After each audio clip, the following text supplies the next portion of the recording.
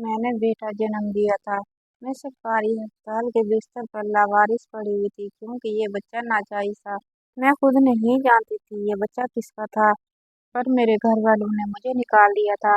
मैं बच्चे को लेकर एक दारुल अमान में रहने लगी। जब जब एक अमीर कबीर आदमी वहाँ खैरात करने आया, मेरा दिल जोर से धड़का क्योंकि मेरा बच्चा बिल्कुल उसके जैसा था।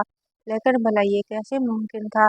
मैं तो उसे जानती तक ना थी। जब उसने मुझे देखा और बोला, तुम ही वो लड़की हो जो मेरी मुजरिम है, मैं ये सुनते ही डर गई। वो मुझे जबरदस्ती अपने कमरे में ले गया। रोने लगी।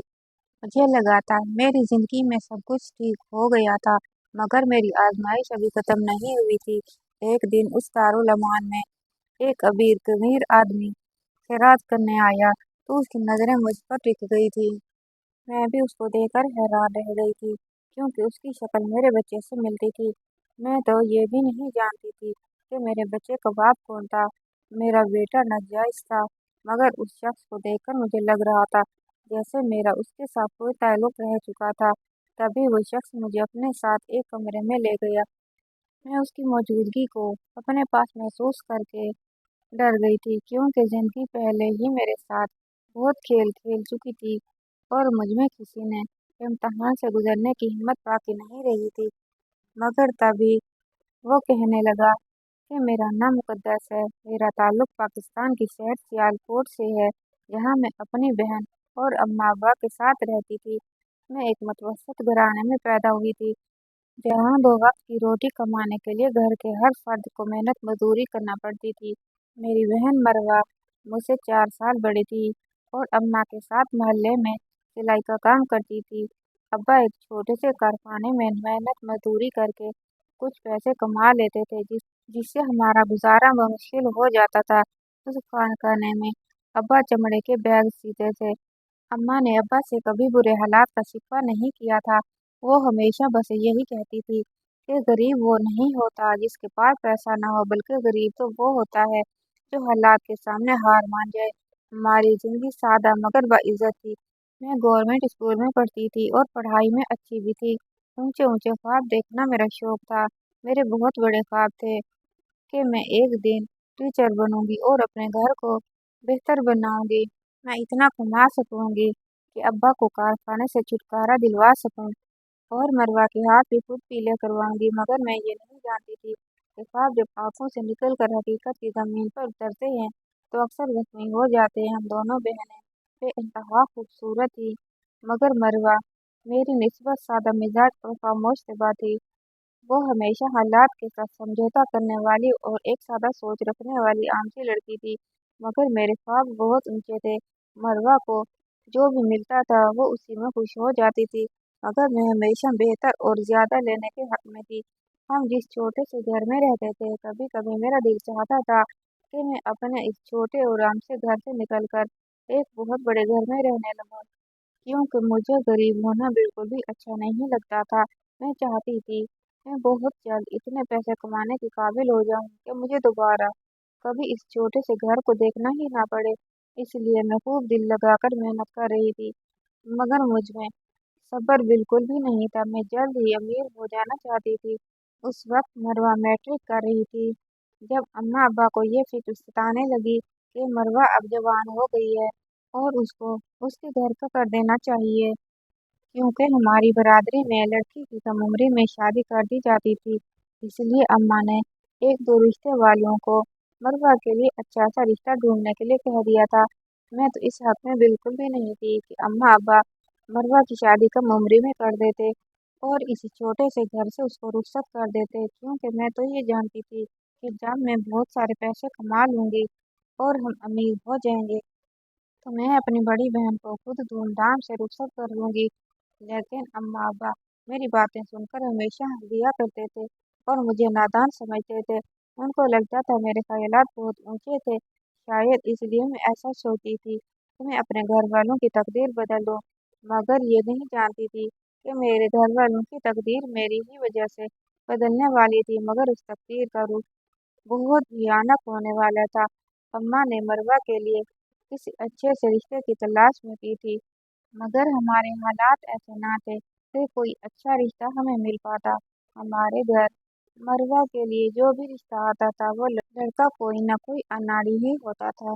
कभी मरवा के लिए किसी मोची का रिश्ता आता तो कभी किसी ऐसे लड़के का जो लोगों के घरों में झाड़ पोंछ करता था। अम्मा अब्बा ने हर तरह के आम से रिश्ते को इनकार कर दिया था। मरवा भी खामोश थी। वो बेचारी तो वैसे भी सादा और मासूम सी लड़की थी।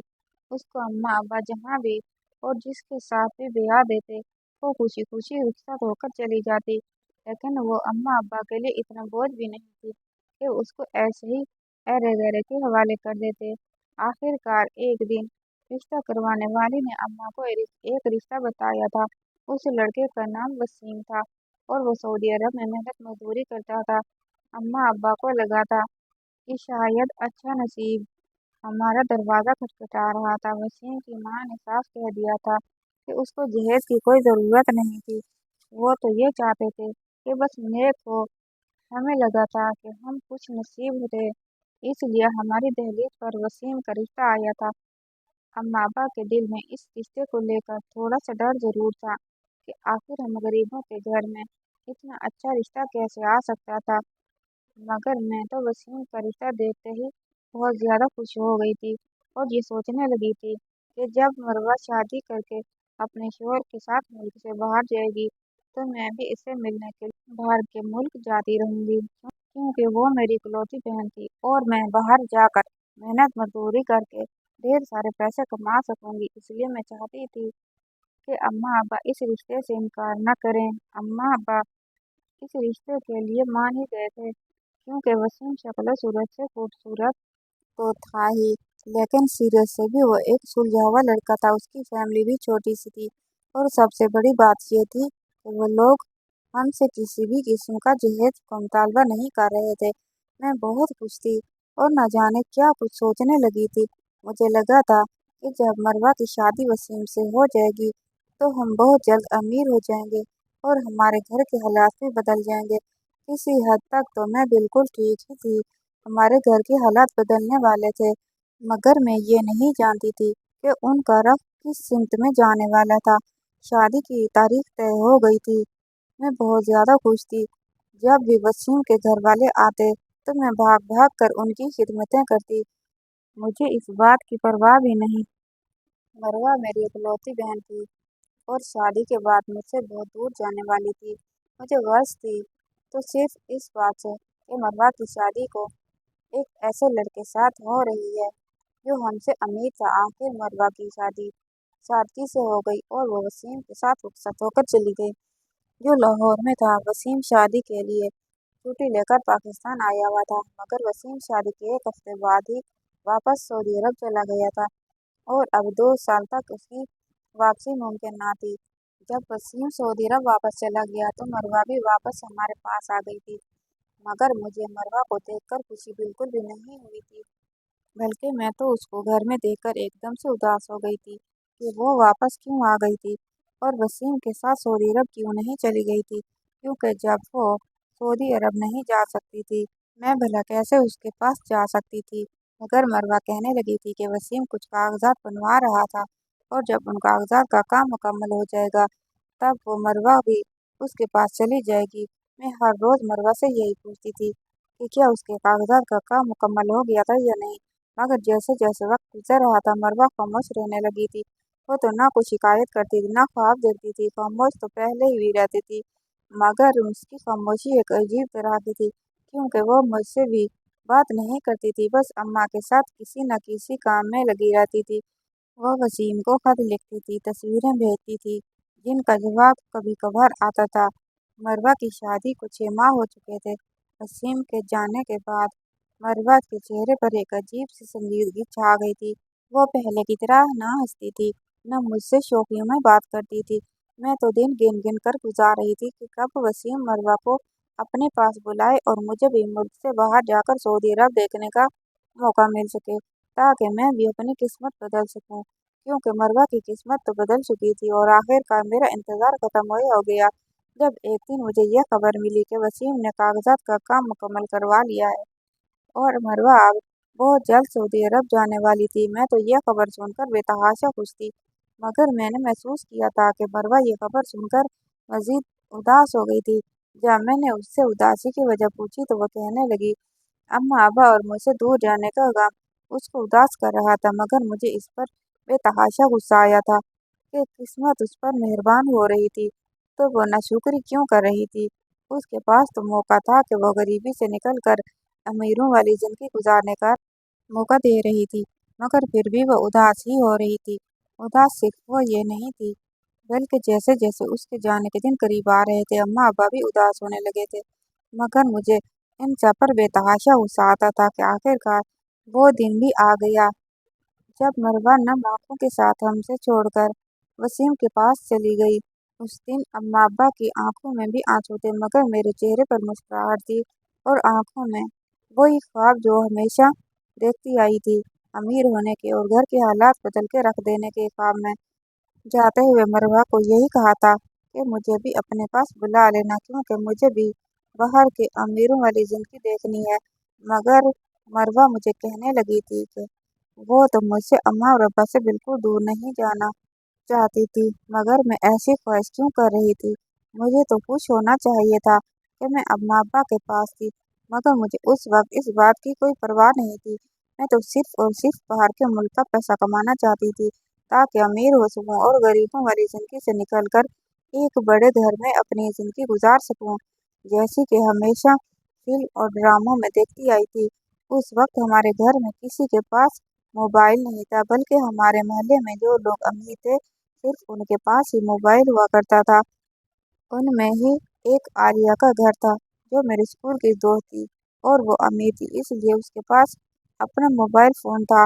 मैं हर रोज़ आलिया के घर जाती थी और उसके फ़ोन से मरवा से बात किया करती थी और उससे हमेशा एक ही बात कहती थी कि वो मुझे अपने पास बुला ले। मैंने मरवा से कभी ये नहीं पूछा कि बाहर की जिंदगी कैसी थी, या क्या वो बाहर जाकर खुश भी थी या नहीं, क्या उसको हमारी याद आती भी थी या नहीं, बल्कि मैं तो उसको हमेशा एक ही बात कहती थी कि वो जितनी जल्दी हो सके मुझे भी अपने पास बुला ले, क्योंकि मैं गरीबों वाली जिंदगी गुजार कर तंग आ चुकी थी और उसके पास जाना चाहती थी।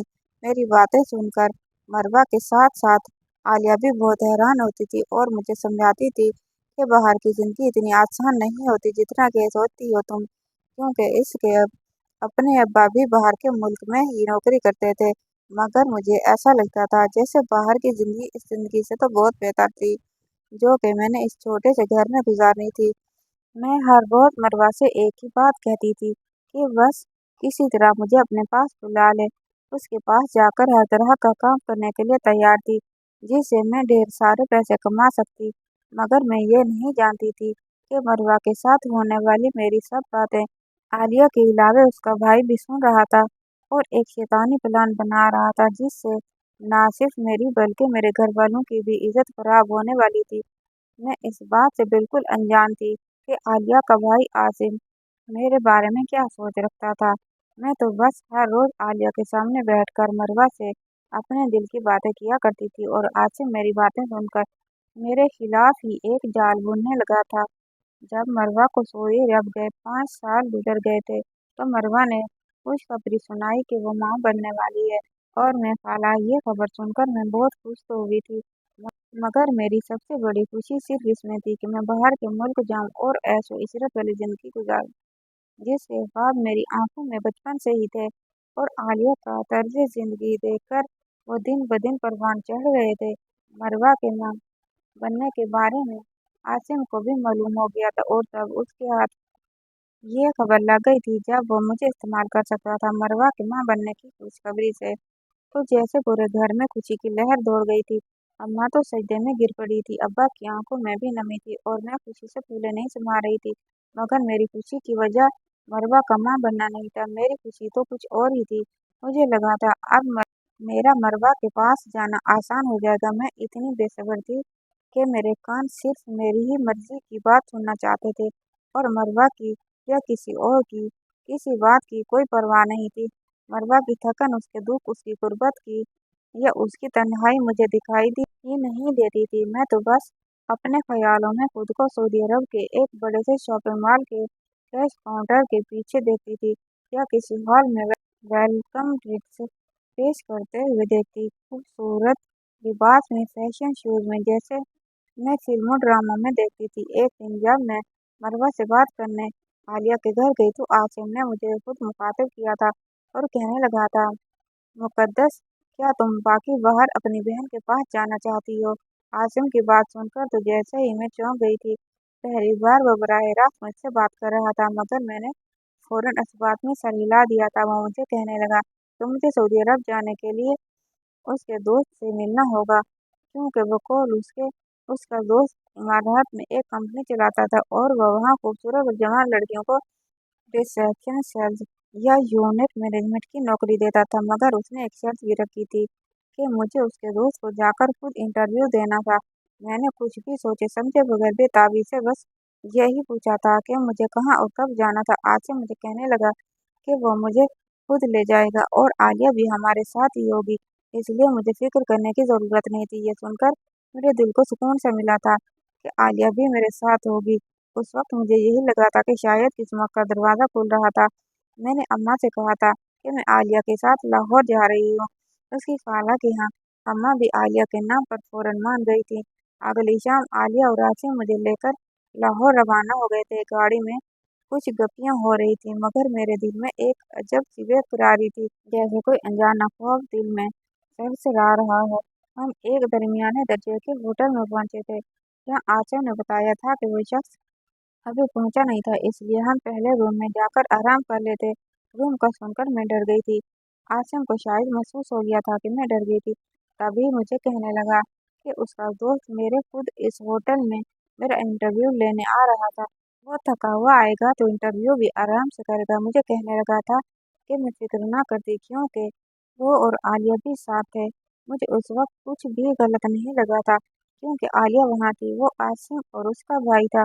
मगर जैसे ही हम रूम में पहुंचे थे, आलिया कहने लगी थी कि उसे कुछ लेना था, वो जल्दी वापस आ जाएगी। और फिर वो वहां से चली गई थी और वापस नहीं आई थी। मैं इंतजार करती रह गई थी।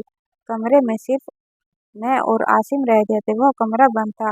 वहाँ टीवी चल रहा था, मगर आवाज बंद थी। मैंने बेचैनी से आसिम से पूछा था कि इसका वो दोस्त कब आएगा। मेरी बात सुनकर आसिम ने मुझे गौर से देखा था और कहने लगा था कि वहाँ कोई भी नहीं आने वाला था। मैं घबरा गई थी, मेरी सांसें तेज हो गई थी। मैंने दरवाजे की तरफ देखा था कि शायद वहाँ आलिया आ जाती, मगर वो दरवाजा अंदर से बंद था, जो आसिम ने कमरे में दाखिल होते ही कर दिया था, और मेरा ध्यान वहाँ जा ही नहीं सका था।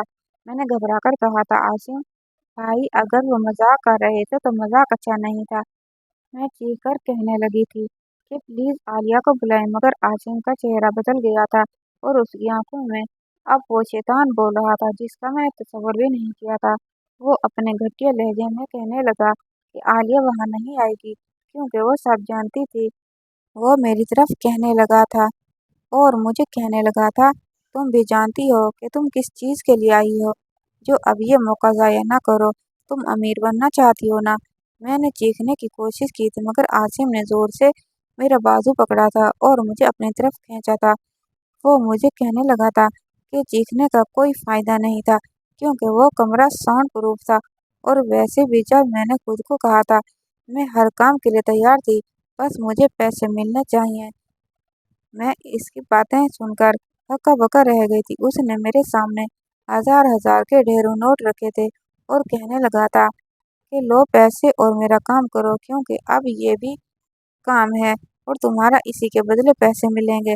मेरी आंखों से आंसू बह रहे थे, मेरे जिस्म से जान निकलती जा रही थी। मैं लड़खड़ा रही थी और जमीन पर गिर गई थी। आसिम के अल्फाज मेरे कानों में मुसलसल गूंज रहे थे, तुम जैसी लड़कियां तो अपनी इज्जत को तश्तरी में रख कर पेश करती हैं। तुमसे तो सिर्फ फायदा उठाना बाकी था। और इस रात मेरी इज्जत, मेरी सादगी, मेरी ख्वाहिशें सब एक शैतानी इंसान की हवस की नजर हो गई थी। मैं बंद कमरे में आलिया का इंतजार करती करती रह गई थी। ना वो आई थी, ना कोई और जो मुझे उस दरिंदे से बचा सकता। वो दरिंदा मुझे बेआबरू करके मेरे मुंह पर पैसे मारकर जा चुका था, और रात मुझे शिद्दत से खुद पर अपने घटिया पैसे कमाने के ख्वाबों पर गुस्सा आया था। अगली सुबह मैं अपने कपड़ों को दुरुस्त करती अपनी टूटी हुई अना के साथ उस होटल के कमरे से दरवाजे से बाहर निकली थी और सीधी बस स्टैंड की तरफ चल पड़ी थी। मुझे आलिया न मिली थी, न उसका भाई। चेहरा दोबारा देखने का मुझमें हौसला न था। मैं सारा रास्ता खामोश रही थी, मेरी आंखों में आंसू थे, मगर जबान पर एकदम ताला लगा हुआ था। जब मैं घर पहुंची तो अम्मा मुझे कहने लगी थी, क्या मेरी तबीयत ठीक थी? मैं खाली नजरों से अम्मा की तरफ देखा था और सिर्फ सर हिलाकर अपने कमरे में चली गई थी। जब मैंने आईने में खुद को देखा था तो वहाँ सब कुछ पहले जैसा ही तो था। वही चेहरा था, वही आंखें थी, मगर मेरे अंदर कुछ मर चुका था, कुछ ऐसा जो कभी वापस नहीं आने वाला था। मैं बहुत देर तक अपने बेआबरू वजूद को घूरती रही थी। अभी कुछ दिन ही गुजरे थे जब मुझे किसी नामालूम नंबर से एक वीडियो मिली थी। उस वीडियो में मैं भी थी, वही होटल का कमरा था, वही लम्हे थे और वही बेबसी थी। वो वीडियो देखकर मैं अंदर तक झुलस गई थी। इस वीडियो के बाद एक मैसेज भी मिला था कि अगर मैंने जबान खोली तो ये वीडियो सबको दिखा दी जाएगी। मुझसे कहा गया था कि खामोश रहो और बस काम करती रहो, तुम्हें और भी जगहों पर ले जाना है। मेरा सारा वजूद लरज गया था। मुझे लगा था कि शायद मुझ पर जो कयामत गुजरी थी वो खत्म हो चुकी थी, मगर वो तो कयामत का बस कुछ ही हिस्सा था। अभी तो मेरे साथ और भी बहुत कुछ हो जाना बाकी था। मैंने कांपते हाथों से वो फोन तोड़ दिया जो मेरे घर के दरवाजे पर पड़ा था, मगर धमकी मेरे सहन में बिजली बनकर गूंजी। उस दिन के बाद आलिया ने फिर कभी मुझसे बात न की। मैंने कोशिश की थी कि आलिया के घर जाकर उसको इस घटिया भाई की हकीकत बता सकती, मगर आलिया की फैमिली कुछ दिनों बाद वहां से चली गई थी। मुझसे किसी ने सवाल नहीं किया था और ना ही मैंने कभी किसी को कुछ बताया था। मैं बस खामोशी का मुजस्मा बन गई थी और खाली नजरों से घर के दरो दीवार को तकती रहती थी। मुझे लगता था जैसे किसी दिन आसिम अम्मा अब्बा के सामने मेरी वो वीडियो रख देगा और अम्मा अब्बा मुझे जान से मार देंगे, क्योंकि वो तो जानते ही थे कि मेरा आलिया के घर कितना आना जाना था। मेरा हर दिन डरते डरते गुजर रहा था। मैं जरा सी आहट पर डर जाती थी। मैं हर आहट पर मुझे ऐसा लगता था कि वो आसिम था। उस दिन के बाद से कभी मेरा मरवा के पास सऊदी अरब जाने का इरादा नहीं बदला था। मैं उसके पास हर कीमत पर जाना चाहती थी, मगर अब मेरे पास आलिया का मोबाइल भी नहीं था जिससे मैं मरवा से कोई राब्ता कर सकती। काफी महीने गुजर गए थे, सब ठीक था। मैं आहिस्ता आहिस्ता वो सब कुछ भूलने लगी थी जो मेरे साथ उस होटल के कमरे में हुआ था। एक तरह से मैं खुश भी थी कि किसी को कुछ मालूम ना था। मुझे लगा था सब कुछ ठीक हो गया है, मगर एक दिन जब मैं घर में अकेली थी तो दरवाजे पर जोर जोर की दस्तक हुई थी कि मैं डर गई थी। मैंने डरते डरते दरवाजा खोला तो वहाँ हमारे मोहल्ले का ही एक बच्चा हाथ में लिफाफा लिए खड़ा था। मैंने उस बच्चे से वो लिफाफा पकड़ा और जब मैं उससे कुछ पूछने ही वाली थी कि वो एकदम से वहां से भाग गया था। वो लिफाफा भारी था। मैंने अंदर आते ही उस लिफाफे को खोला तो मेरे पैरों तले से जमीन निकल गई थी। उसमें मेरी कुछ तस्वीरें थीं जो उसी होटल के कमरे में बनाई गई थी, और उन तस्वीरों में मेरी हालत देखकर कोई भी मुझे बेइज्जत और बेआबरू होने का ताना दे सकता था। उन तस्वीरों के साथ एक कागज भी था जिस पर लिखा था कि अगर मैं चाहती हूँ कि वो तस्वीरें मेरे अम्मा अब्बा मरवा के हाथ न लगें तो मुझे उसके ऊपर लिखे पते पर जाना था और एक बार फिर से वो सब कुछ करना था जो पहले भी मेरे साथ हो चुका था। मुझे एक झुरझुरी आ गई थी और मैंने पूरी ताकत के साथ उस लिफाफे को उठाकर दीवार पर दे मारा था। मेरे ज़हन में तरह-तरह के ख़यालात आ रहे थे कि अगर मैं इस भेजे हुए पते पर ना गई, तो न जाने मेरे साथ क्या कुछ हो जाएगा। पहले तो मैं ये शुक्र करती थी कि इस बारे में किसी को भी कुछ मालूम नहीं होगा, लेकिन ये सोचकर ही मेरी रूह काँप उठती थी कि अगर इस बारे में किसी को मालूम हो गया तो अम्मा-अब्बा तो जीते जी मर जाएँगे। मुझे कुछ समझ नहीं आ रहा था, आखिर मैं क्या करूँ? मैंने उस लिफाफे को आग लगा के पानी में बहा दिया और ये सोचकर मुतमिन हो गई थी कि मैं दोबारा ऐसा वैसा काम नहीं करूंगी जिसकी वजह से मुझे पछताना पड़े। मैं बहुत मुश्किल से खुद को पुरसुकून किया था और गुजरे हुए दिनों को भूलने की कोशिश करने लगी थी। मुझे लगा था इस लिफाफे को जला देने से मेरी मुश्किलात खत्म हो गई हैं। जब काफी दिन गुजर गए तो एक दिन एक और रंग का लिफाफा मेरे घर की दहलीज पर पड़ा हुआ था।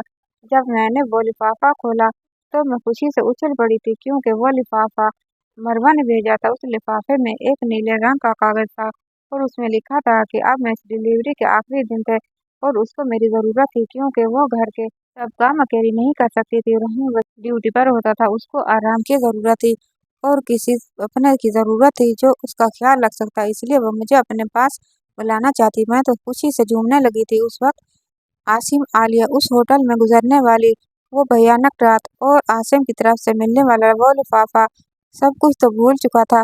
उस वक्त अगर मेरे जहन में कुछ चल रहा था तो सिर्फ ये कि मैं बहुत जल्द मरवा के पास जाने वाली थी और मेरे ख्वाब बहुत जल्द पूरे होने वाले थे। मैं एक बार फिर से वो सब ख्वाब देखने लगी थी जो आसिम के मेरी जिंदगी में आ जाने के बाद थम से गए थे। जब मैंने अम्मा अब्बा को इस बारे में बताया तो अम्मा भी बेतहाशा खुश हो गई थी और मेरे मरवा के पास जाने पर उनको कोई एतराज नहीं था, बल्कि अम्मा अब्बा तो मुझे खुशी खुशी मरवा के पास भेजने के लिए तैयार हो गए थे। मैंने बहुत खुशी खुशी अपना सारा सामान तैयार करना शुरू कर दिया और ऊंचे ऊंचे ख्वाब एक बार फिर मेरी आंखों में लौट आए थे। मैं वो सब कुछ सोचने लगी थी कि मुझे मरवा के पास जाकर क्या कुछ करना था और किस तरह से ढेर सारे पैसे कमाने थे, जिसमें लिफाफे पर लिखे हुए पते पर जाने वाली थी। अब्बा बहुत खुशी खुशी मुझे छोड़ने जा रहे थे। वो एक बड़ी सी बिल्डिंग थी जहाँ से मुझे अपना पासपोर्ट और दूसरे कागजात लेने थे, क्योंकि मरवा मुझे पहले ही बता चुकी थी कि मेरे सारे कागजात का काम वसीम ने मुकम्मल करवा दिया था और मुझे बस वो सब कागजात एक बड़ी सी बिल्डिंग में जमा करवा लेने थे और उसके बाद एयरपोर्ट पर जाना था, जहाँ से मैं मरवा के पास जा सकती थी। मुझे लगा था जैसे मैं हवाओं में उड़ रही थी। मेरी जिंदगी का सबसे बड़ा मकसद पूरा होने वाला था। सब कुछ बिल्कुल ठीक हो रहा था। इस बड़ी बिल्डिंग में भी मैं अब्बा के साथ ही गई थी और एक आदमी से मिलने के बाद मुझे मेरे सारे कागजात मिल गए थे। चंद ही दिनों के बाद मेरी फ्लाइट थी और मुझे लाहौर से सऊदी अरब जाना था। अम्मा अब्बा मुझे मरवा के पास भेजने से खुश तो थे, मगर उनकी आंखों में भी एक नमी तैर रही थी, क्योंकि एक बेटी तो पहले ही उनसे दूर जा चुकी थी और मैं भी शायद उनके हाथों से निकलने वाली थी। उस दिन मैं बहुत खुश होकर तैयार हुई थी। अब्बा मुझे एयरपोर्ट पर छोड़ने आए थे और मैं खुशी-खुशी जहाज की तरफ जाने वाली थी, जब एक आदमी ने आकर मुझे रोका था और मुझे कहने लगा था कि मेरे सामान की तलाशी लेना रह गया था। मैं मुतमिन होकर उसके साथ चल पड़ी थी, क्योंकि इतना तो मुझे भी मालूम था कि यह सफ़र का एक ज़रूरी हिस्सा था। मगर उस आदमी के साथ जाना मेरी सबसे बड़ी भूल थी। वो मुझे लेकर एक कमरे में गया था जहाँ मेरे सामने वो घटिया चीज़ लेकर खड़ा था। मेरी रूह तक कांप गई थी। मेरे पास वापसी का कोई रास्ता ना था। मैंने वहां से भागने की कोशिश की थी, मगर उस आदमी ने मुझे जोर से पकड़ लिया था जो मुझे लेकर आसिम के पास आया था। मेरी आंखों के सामने होटल को वही मंजर घूम गया था जिसको मैं भूलने की कोशिश कर रही थी, मगर आसिम की बात सुनकर मेरे औसान ही खता हो रहे थे। वो मुझे कहने लगा था कि उसने मुझे बहुत आराम से अपने पास बुलाया था, किसी बच्चे के हाथ वो लिफाफा भेजकर, मगर उसने नज़रअंदाज कर दिया। तब उसको ये कदम उठाना पड़ा था कि मरवा के नाम का लिफाफा भेजना पड़ा था, क्योंकि वो जानता था कि मैं मरवा की किसी भी बात से इनकार नहीं कर सकूंगी। और ऐसा तो हुआ था। मैं लिफाफे पर अंधा यकीन करके उसके सामने खड़ी थी। अम्मा अब्बा को तो यही लगा था कि मरवा के पास जा चुकी थी, इसलिए वो मुझे तलाश करने नहीं आ सकते थे। उस दिन के बाद से हर दिन मुझ पर एक नई कयामत ढाई जाती थी। मुझे एक तारीख कमरे में बंद कर दिया जाता था और न जाने कौन को आकर मुझे अपनी हवीस का निशाना बनाता था, और आसिम भी उनमें से एक था। मैं हर रोज दर्द से तकलीफ से चीखती चिल्लाती रहती थी, मगर जैसे जैसे वक्त गुजरता गया मुझे ये यकीन होता चला गया था कि उस तारीख कमरे में मेरी मदद कोई भी नहीं करने वाला था। मुझे कोई भी बचाने वाला नहीं था। मेरी किस्मत में जो अजियत लिखी गई थी, मुझे उस अजियत से कोई भी नहीं रोक सकता था। मैं हर रोज अपने मरने की दुआ करती थी, मगर किस्मत मेरे लिए हर कदम पर एक नया इम्तिहान तैयार रखती थी। मुझे न जाने कौन कौन सी अजीतें देकर बेहोश कर दिया जाता था। कभी कभार मेरी आंख खुलती तो कमरा तारीक होता, या अगर कभी रोशन भी होता तो मैं अपने सामने मौजूद चेहरों को पहचान नहीं पाती थी। आखिर एक दिन किस्मत को मुझ पर तरस आ ही गया था, जब उन लोगों ने मुझे लवारसों की तरह किसी सड़क के किनारे फेंक दिया था। शायद उनका दिल मुझसे भर गया था, या मैं उनके किसी काम की नहीं रही थी। जब मुझे होश आया तो मेरे जिस्म में जान नहीं थी।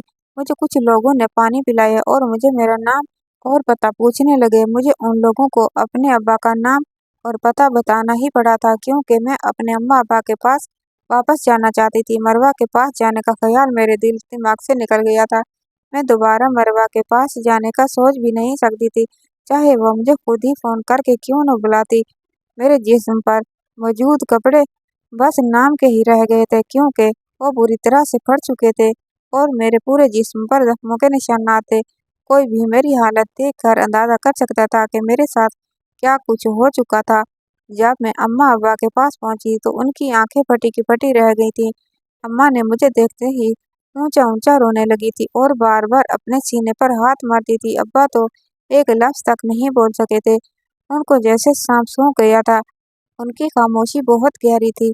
मुझे लगा था कि शायद अम्मा अब्बा मेरे साथ हमदर्दी करेंगे, मगर जब कुछ दिन गुजरे तो मेरी तबीयत बोझल होने लगी और मुझे मतलियाँ होने लगीं, जिसका मतलब साफ था कि मैं हामिला थी। तब ही अब्बा आ गए थे और मेरे मुंह पर एक जोरदार थप्पड़ लगाया और मुझे कहने लगे कि इसीलिए मैं तुझे मना करता था कि अमीर लोगों से दोस्ती ना किया कर। मुझे अब्बा की बात कुछ समझ नहीं आई थी। तब अब्बा ने एक लिफाफा मेरे मुंह पर दे मारा था, जिसमें मेरी आसिम के साथ गैर अखलाकी तस्वीर मौजूद थी, जिनको देखकर मैं नजरें चुरा गई थी।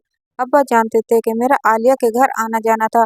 वो मुझे मना करते रह जाते थे, मगर मैं जिद करके उसके घर चली जाती। अब्बा को लगा था मैं आसिम के साथ जानबूझकर मुंह काला करके आई थी।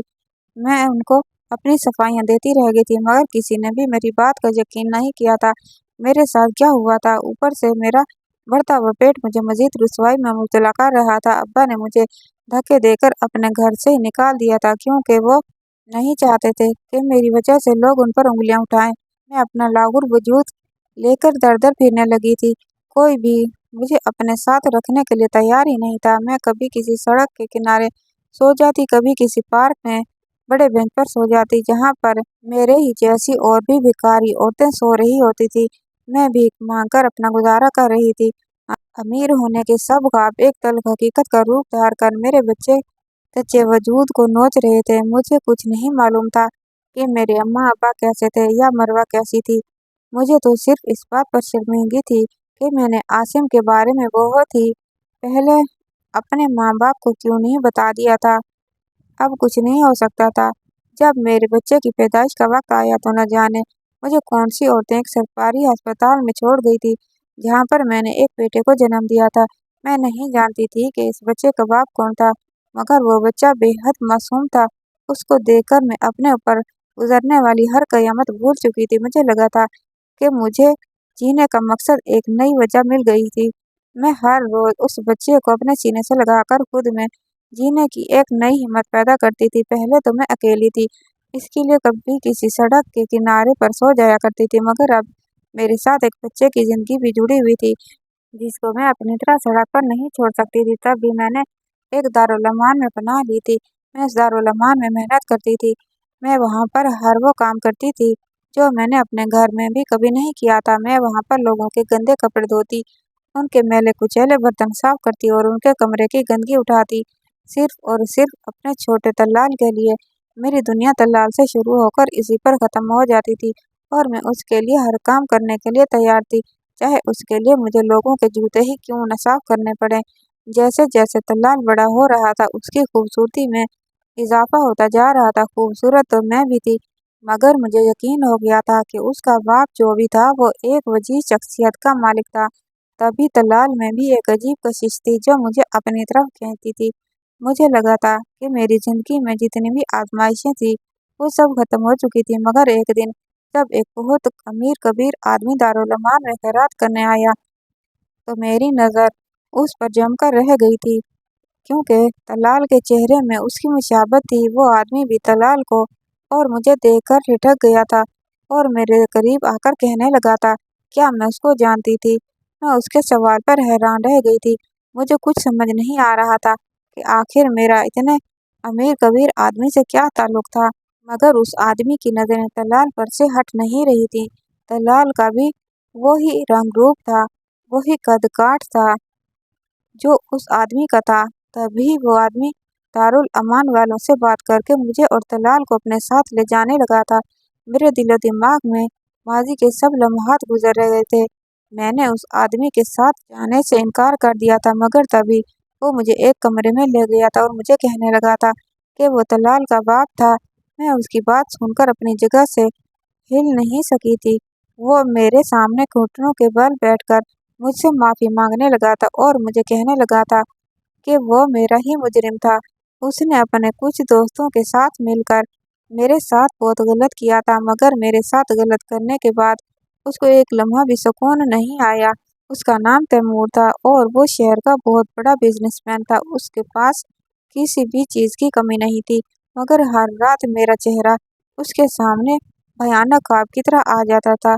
तैमूर की एक बहन थी जो मेरी ही उम्र की थी और उसकी इज्जत को भी किसी ने खराब कर दी थी। तब उसको एहसास हुआ था कि उसने भी किसी लड़की के साथ गलत किया था, तभी तो उसकी बहन के साथ वही हुआ था।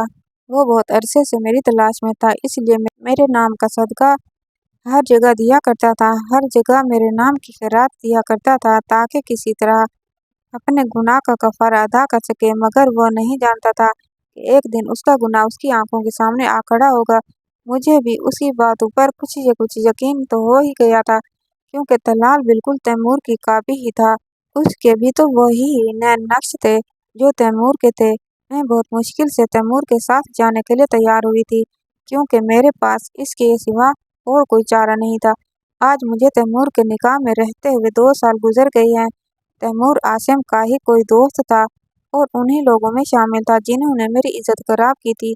मगर सच कहते हैं कि खुदा की लाठी बेआवाज होती है। उसने जो कुछ मेरे साथ किया था वही कुछ उसकी बहन के साथ भी हुआ था, और वो जिंदा नहीं रही थी।